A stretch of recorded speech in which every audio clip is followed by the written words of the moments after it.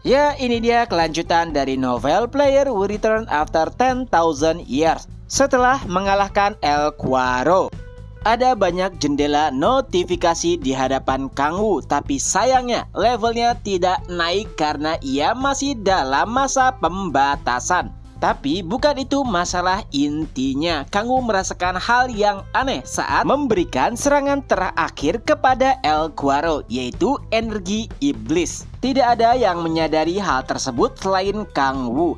Adapun Yongju dan yang lainnya, mereka hanya mengira jika itu mungkin saja adalah status unik yang dimiliki oleh El Quarro. Tapi tentunya Kang Wu tidak yakin dengan perkataan tersebut. Oleh sebab itulah ia memastikan sendiri dengan mendekati sumber energi iblis yang ada di tubuh El Quarro.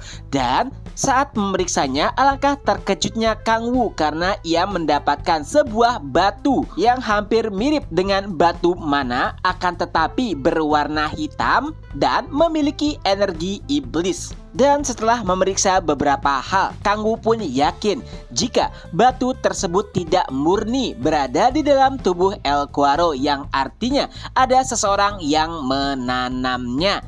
Kang Wu menjelaskan temuannya tersebut kepada kelompoknya, yaitu Yongju, Baekhwayeon, dan juga Go Hyunmo.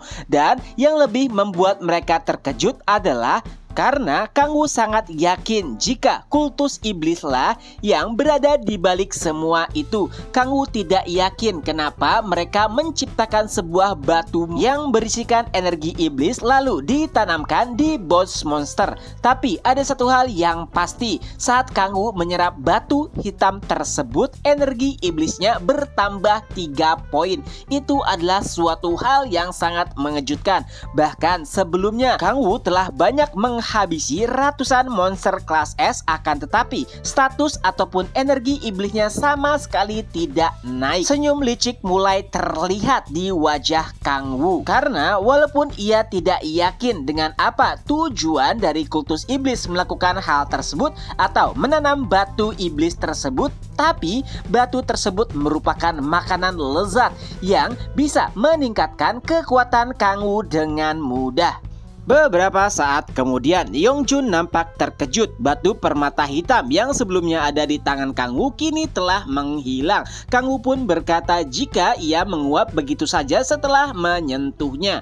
Tentunya Kang Wu tidak bisa mengatakan jika ia menyerap batu iblis tersebut. Untungnya Go Hyunmo berkata jika mungkin saja itu adalah sifat unik dari energi iblis, karena sebelumnya mereka juga melihat tubuh iblis Oryx menghilang begitu saja. Itu adalah penjelasan yang sangat masuk akal walaupun sangat mengecewakan, karena batu permata hitam tersebut merupakan bukti untuk menyelidiki kultus iblis lebih dalam lagi. Tapi dengan itu juga Kang Wu memiliki sebuah alasan untuk meminta bantuan dari Guild Red Rose dan juga Hwarang. Kang Wu menjelaskan jika berkaitan dengan kultus iblis maka tidak mungkin hanya berakhir dengan satu monster saja. Kang Wu yakin jika kultus iblis menanamkan batu permata hitam tersebut di beberapa boss monster lainnya. Kang Wu juga menjelaskan jika letak batu hitam tersebut berada pada kepala mereka dan alangkah baiknya untuk mengamankan batu hitam tersebut di sebuah tempat khusus. Ya, jaga-jaga biar batu permata hitam itu tidak menghilang. Walaupun itu hanyalah alasan Kang Wu saja,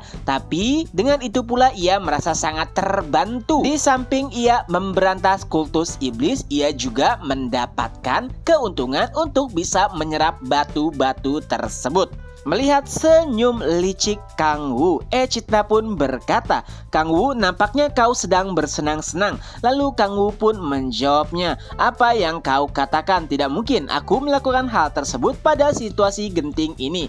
Tentu saja itu adalah hal yang bisa dirasakan oleh Echidna karena ia terhubung langsung dengan Kang Wu. Lalu untuk mengalihkan perbincangan, Kang Wu pun berkata jika Echidna sangat membantu dan ia akan memberikannya hadiah. Di sisi lainnya, di sebuah ruangan gelap, seseorang pun memberikan informasi. Nampaknya El Cuaro telah dikalahkan. Mendengar hal tersebut, pria bertopeng merah nampak marah. Apa? El Cuaro dikalahkan? Bagaimana kau bisa mengetahui hal tersebut? Ia pun menjelaskan saat memeriksa El Cuaro di dalam gerbang, ia tidak bisa merasakan batu iblis yang mereka tanam. Dan juga ada bekas pertarungan. Mendengar hal tersebut, pria bertopeng merah ataupun kardinal merasa sangat kesal. Kematian El Cuaro tentu saja akan memperlambat rencana mereka, apalagi ia juga mendengar jika mereka yang memburu El Cuaro mendapatkan informasi terkait dengan batu iblis tersebut. Kardinal yang nampak mulai frustasi pun berkata, bagaimana jika kita melakukan plan B? Mendengar hal tersebut, seseorang pun berkata, Kardinal, tapi bukankah itu terlalu berbahaya? Apalagi saat ini player peringkat dunia sudah mulai bergerak. Tentunya kardinal mengetahui hal tersebut, tapi rencana tersebut disusun untuk jaga-jaga agar rencana mereka berjalan lancar. Ia juga memerintahkan bawahannya untuk menanamkan batu iblis tersisa kepada monster-monster lainnya.